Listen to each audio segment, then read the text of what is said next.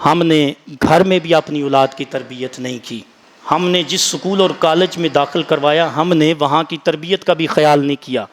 ہم نے دونوں چیزوں کی طرف توجہ نہیں کی, نہ گھر کی طرف تعلیم کی طرف نہ سکول کالج کی تعلیم کی طرف. ہمارے دنیاوی سکول جو تھے وہ ہماری اولادوں کے اندر صلاحیت تو پیدا کرتے ہیں. آپ دیکھیں وہ صلاحیت بچے لیتے ہیں, ہر فحاشی وہ اپناتے ہیں. سکول اور کالج کے اندر جو صلاحیت لے رہے ہیں, جو فن سیکھ رہے ہیں, جو تعلیم لے رہے ہیں, جو تربیت لے رہے ہیں, اس کے بدلے میں ہر بچہ فحاشی کے پیچھے ہوتا ہے.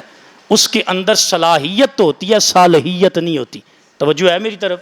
صالحیت, نیکی, صالح پن, تقوی, پرہیزگاری اس کے اندر نہیں ہوتا.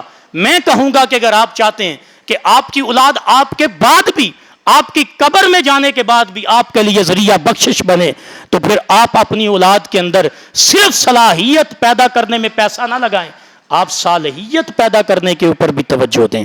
جب صلاحیت کے ساتھ صالحیت پیدا ہو جائے, وہ میرے پارلیمنٹ میں آپ کا بچہ جائے تب بھی نیک بھی ہوگا, صالح بھی ہوگا, صلاحیت مند بھی ہوگا. وہ مسجد کے اندر کھڑا ہو, صلاحیت مند بھی ہے, صالح بھی ہے. وہ کسی جگہ پر جا کے کسی عہدے پر بیٹھ جائے, وہ صلاحیت تو رکھے گا, ساتھ صالحیت بھی رکھے گا.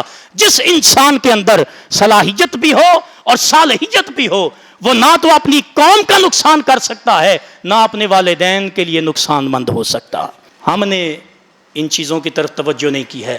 میں کہوں گا کہ ابراہیم علیہ السلام کا جو واقعہ ہے یہ آپ ضرور اپنی آنکھوں کے ساتھ پڑھیں.